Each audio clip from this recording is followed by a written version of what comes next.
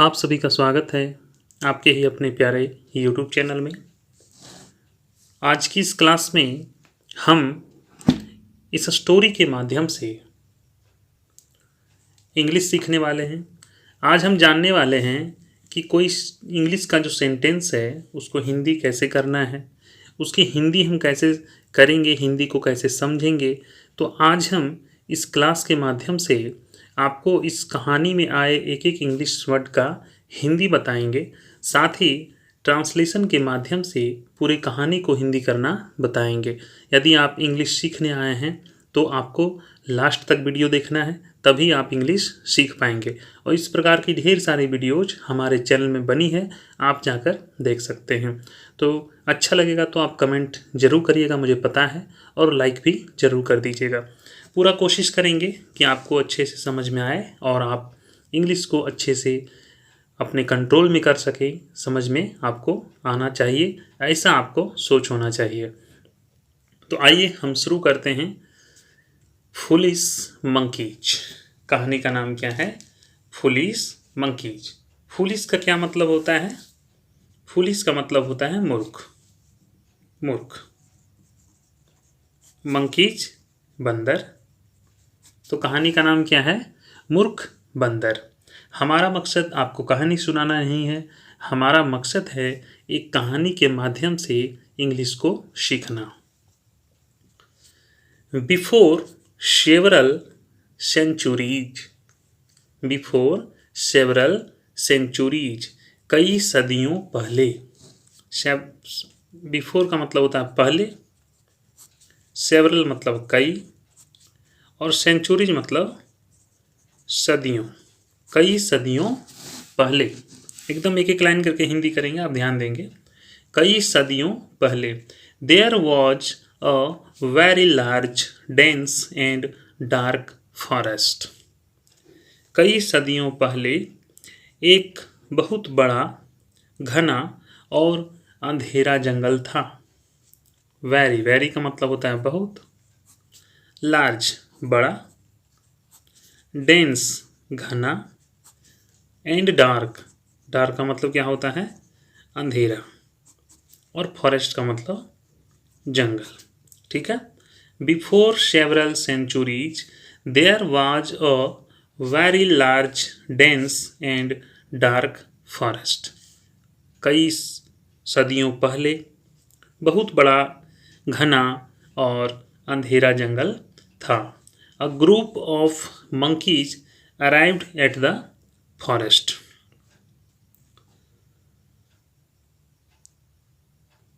जंगल में बंदरों के एक समूह का आगमन हुआ। जंगल में बंदरों के एक समूह का आगमन हुआ। ग्रुप का मतलब समूह, और अराइव्ड का मतलब आगमन हुआ। It was winter season, it was winter season, जाड़े का मौसम था, सर्दी का मौसम था। And the monkeys struggled hard to survive the freezing cold nights.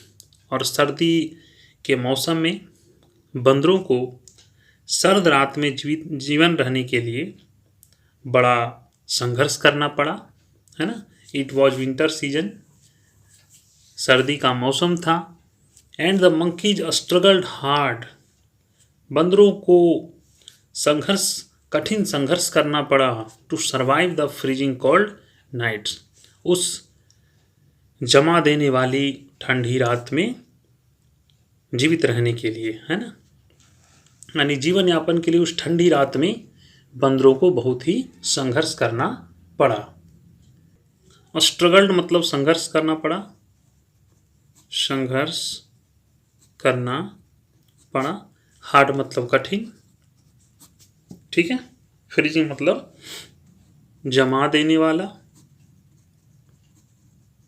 वाली लिखिए, हैं, ठंडी रात इसलिए जमा देने वाली।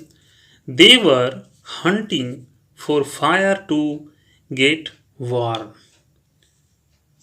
They were hunting for fire to get warm, वे गर्म होने के लिए वे गर्म होने के लिए आग की तलाश कर रहे थे।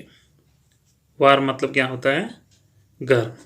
They were hunting for fire to get warm. वे गर्म होने के लिए आग की तलाश कर रहे थे। वन नाइट, एक रात, दे saw a firefly and considered it a dab of fire। ठीक है। वन नाइट का मतलब क्या होता है? एक रात। दे saw, उन्होंने देखा। क्या देखा? अ फायरफ्लाई, एक जुगनू। फायरफ्लाई का क्या मतलब होता है? जुगनू। एक रात उन्होंने एक जुगनू देखा। एंड कंसिडर्ड इट, और इसे समझ लिया। अ डैब ऑफ फायर, आग का एक कण। डैब का मतलब क्या होता है? कण। कंसिडर्ड का मतलब क्या होता है? समझ लिया। ठीक है। उसे आग का एक कण समझ लिया। All the monkeys in the group shotted fire fire fire. सभी समूह के सभी बंदर चिल्लाए। समूह के सभी बंदर चिल्लाए। शॉटेड मतलब चिल्लाए। आग आग आग, या वी गॉट फायर। हमें आग मिल गया, हम लोगों ने आग खोज लिया। A couple of monkeys try to catch the firefly. कुछ बंदरों ने जुगनू को पकड़ने की कोशिश की। ट्राइड का क्या मतलब होता है? कोशिश की। टू कैच, पकड़ने की। द फायर फ्लाई, जुगनू को पकड़ने की। एंड इट स्केप्ड, और वह भाग निकला। स्केप्ड का मतलब क्या होता है? भाग निकला। They were sad as they could not catch the fire. वे दुखी थे। दे वर सेड, वे दुखी थे। As they could not catch the fire, क्योंकि वे आग नहीं पकड़ सके थे। क्योंकि, एज का मतलब क्या हो जाएगा? क्योंकि वे आग नहीं पकड़ सके। They were talking to themselves that they couldn't live in the cold if they did not get the fire। They were talking, वे बात कर रहे थे। To themselves, that, वे आपस में बात कर रहे थे। that की they couldn't live, वे जीवित नहीं रह सकते। in the cold, ठंडे में। if, यदि they did not get the fire, यदि उन्हें आग नहीं मिली।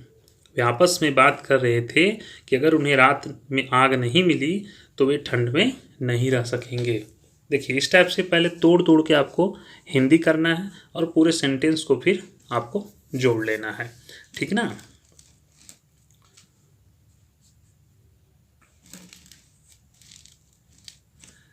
द नेक्स्ट नाइट, अगले रात। Again they saw many fireflies, अगले रात उन्होंने कई जुगनुओं को देखा। so many fireflies, कई जुगनुओं को देखा। आफ्टर सेवरल अटेम्प्ट्स, काफ़ी प्रयासों के बाद। The monkeys caught a few fireflies, बंदरों ने कुछ जुगनुओं को पकड़ लिया। ठीक है। कॉट का मतलब क्या होता है? पकड़ लिया, है ना? यहाँ पे कैच का पास्ट है कॉट। ठीक है। कैच का मतलब होता है पकड़ना, कॉट का मतलब पकड़ लिया। अ फ्यू फायर फ्लाइज, कुछ जुगनुओं को। They put the fireflies in a hole, उन्होंने जुगनुओं को एक छेद में डाल दिया। उन्होंने एक जुगनू को एक छेद में डाल दिया। डग इन द लैंड, जमीन में गड्ढा खोदकर। And try to blow the flies, और उन्होंने जुगनुओं को उड़ाने की कोशिश की, यानी आग जलाने की कोशिश की। They blew the flies very hard without knowing the fact that they were flies. इस तथ्य को जाने बिना they blew the flies very hard, वे बहुत जोर से फ्लाइज को उड़ा रहे थे, है ना? फ्लाइज मतलब जुगनुओं को, बहुत जोर से जुगनू को उड़ा रहे थे। विदाउट नोइंग द फैक्ट, इस तथ्य को जाने बिना, दैट की देवर फ्लाइज, वे जुगनुआ थी, वे जुगनू थी, है ना।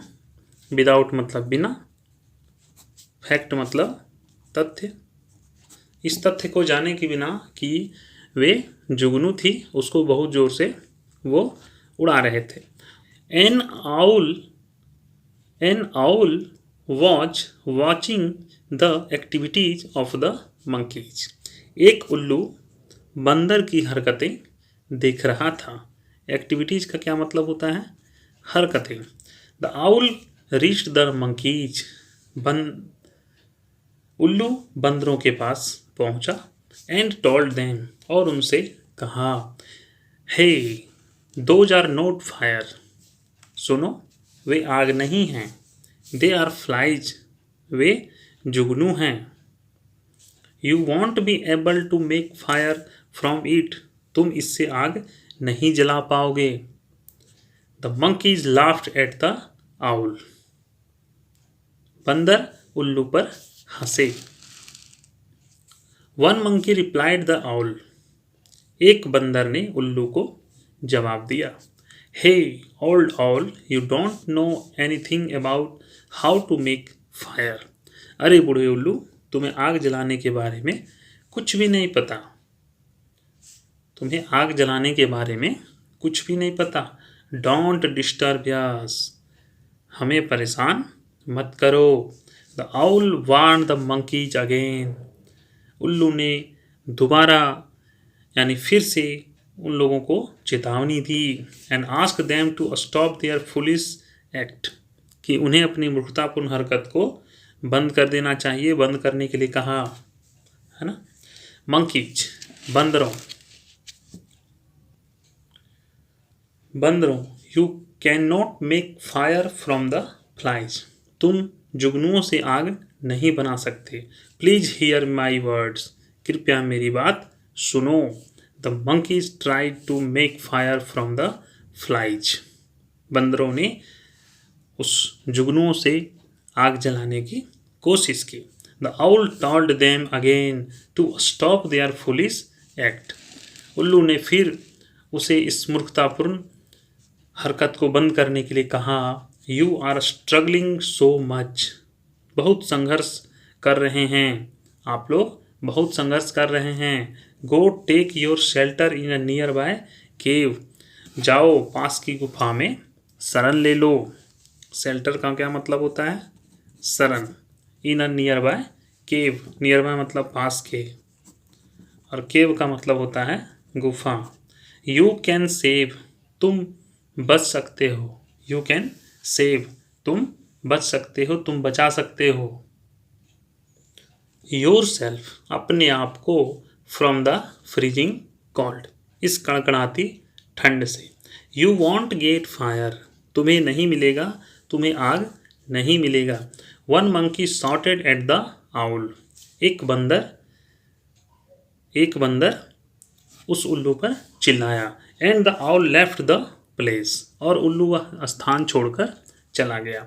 The monkeys were simply doing the foolish activity for several hours, बंदर उस मूर्खतापूर्ण हरकत को कई देर तक करते रहे। And it was almost midnight, और लगभग आधी रात हो चुकी थी। मिडनाइट का क्या मतलब होता है? आधी रात। ऑलमोस्ट मतलब लगभग। They were very tired and realize that the words of the owl were correct, वे काफ़ी थक चुके थे। एंड रियलाइज दैट, और उन्हें एहसास हुआ दैट की the words of the owl were correct, उल्लू की बातें सही थी। And they were trying to blow a fly, और उन्होंने जुगनुओं को उड़ाने की कोशिश की। They sheltered themselves at the cave and escaped from the cold, उन्होंने अपने आप को एक गुफा में शरण लिया और ठंड से बच गए। We may go wrong many times, we may go wrong many times, हम कई बार गलत हो सकते हैं। And should seek and accept the advice, और दूसरों के द्वारा दी गए सलाह और सुझाव को हमें स्वीकार करना चाहिए। प्रोवाइड बाय अदर्स, दूसरों के दिए गए सुझाव को हमें स्वीकार करना चाहिए।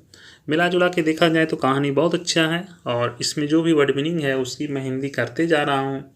अगर आपको एक बार में समझ में नहीं आया तो आप दोबारा देख सकते हैं, और अपने इंग्लिश को एकदम स्ट्रॉन्ग करने का आप प्रण ले लीजिए। मैं आपसे वादा करता हूँ कि निरंतर आप अगर हमारे चैनल में बने रहते हैं तो एक दिन ऐसा आएगा जो आप बहुत आसानी से इंग्लिश का हिंदी कर पाएंगे। कोई दिक्कत नहीं, थोड़ा हड़बड़ी में होता है, लेकिन उच्चारण भी सही हो पाएगा, कोई दिक्कत नहीं है, और आप अच्छे से सीख पाएंगे। उम्मीद करेंगे आपको अच्छा ही लगा होगा, तो कमेंट ज़रूर करिएगा और लाइक भी ज़रूर करिएगा। तो मिलते हैं और वीडियो के साथ, तब तक के लिए जय हिंद, वंदे मातरम।